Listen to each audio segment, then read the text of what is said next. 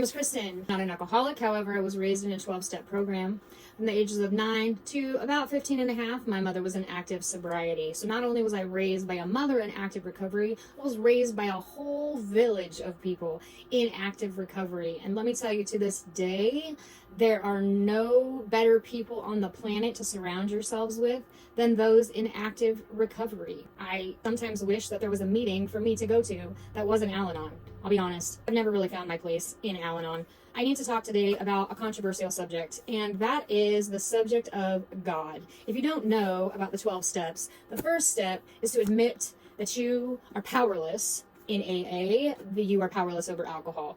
In Overeaters Anonymous, you are powerless over food. Whatever it is, the first step is to admit that you are powerless over something and that your life has become unmanageable.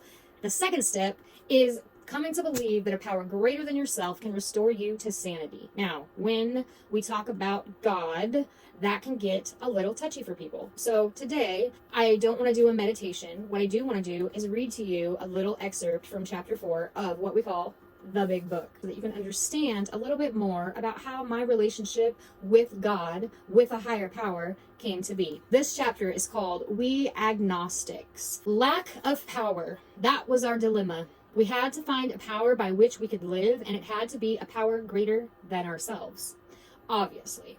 But where and how were we to find this power? Well, that's exactly what this book is about. Its main object is to enable you to find a power greater than yourself, which will solve your problem. That means we have written a book which we believe to be spiritual as well as moral. And it means, of course, that we are going to talk about God. Calm down. When I say things like, to this day, I live my life one day at a time because if I thought I had to do this fucking shit forever, I might die, that doesn't go over well in church buildings. However, in AA meetings, it went over just fine. Here, difficulty arises with agnostics. Many times we talk to a new man and watch his hope rise as we discuss his alcoholic problems and explain our fellowship. Fellowship in church, fellowship in AA meetings. By definition, they're the same, but they're not the same. When his face falls, when we speak of spiritual matters, especially when we mention God, for we have reopened a subject which our man thought he had nearly evaded or ignored entirely. We know how he feels. We have shared his honest doubt and prejudice. Some of us have been violently anti-religious. To others, the word God brought up a particular idea of him with which someone had tried to impress them during childhood. Perhaps we rejected this particular conception because it seemed inadequate. With that rejection, we imagined we had abandoned the God idea entirely. We were bothered with the thought that faith and dependence upon a power beyond ourselves was somewhat weak, even cowardly. We looked upon this world of warring individuals, wearing theological systems, and inexplicable calamity with deep skepticism. We looked at many individuals who claimed to be godly. How could a supreme being have anything to do with it all? And who could comprehend a supreme being anyhow? Yet in other moments, we found ourselves thinking, when enchanted by a starlit night, who then made all of this? There was a feeling of awe and wonder, but it was fleeting and soon lost. Yes, we of agnostic temperament have had these thoughts and experiences. Let us make haste to reassure you.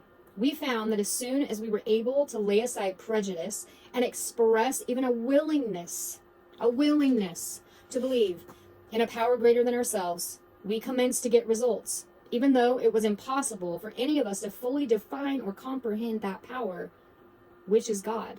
Much to our relief, we discovered we did not need to consider another's conception of God. Our own conception, however inadequate, was sufficient to make the approach and to effect a contact with him. As soon as we admitted the possible existence of a creative intelligence, a spirit of the universe, underlying the totality of things, we began to be possessed of a new sense of power and direction, provided we took other simple steps. We found that God does not make too hard terms with those who seek him. To us, the realm of spirit is broad, roomy, all-inclusive, never exclusive, or forbidding to those who earnestly seek. It is open, we believe, to all men. When therefore we speak to you of God, we mean your own conception of God. This applies too to other spiritual expressions which you find in this book. Do not let any prejudice you may have against spiritual terms deter you from honestly asking yourself what they mean to you. At the start, this was all we needed to commence spiritual growth, to effect our first conscious relation with God as we understood Him. Afterward, we found ourselves accepting many things which then seemed entirely out of reach. That was growth. But if we wished to grow, we had to begin somewhere. So we used our own conception, however limited it was. When I talk about being raised by people in recovery, I don't just mean my mother. I mean all of the people that helped form me into who I am. All of those people being recovering alcoholics. One of them in particular was a man who was in and out of a relationship with my mother, in and out of a relationship with me and my brother. He was often in active recovery, and he was often not in active recovery. And as a kid, I remember distinctly him having a higher power, but the higher power to him and the God that existed within the walls of a church were very, very different. I don't know what happened to him as a child, but I do know that he was very skeptical of the church God. These were not the same to him.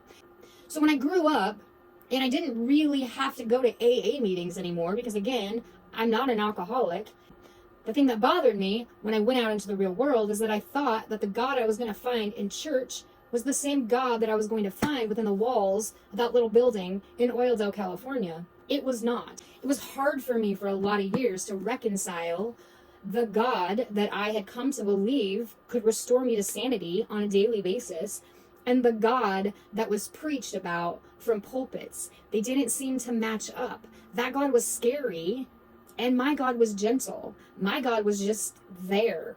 If you think for 1 second that the God of your understanding has to have specific rules and regulations, has specific laws, and will not love you unless you follow those rules, I need you to know that even people who consider themselves atheist and agnostic have been able to believe in a power greater than themselves, have been restored to sanity, and have stayed sober for years.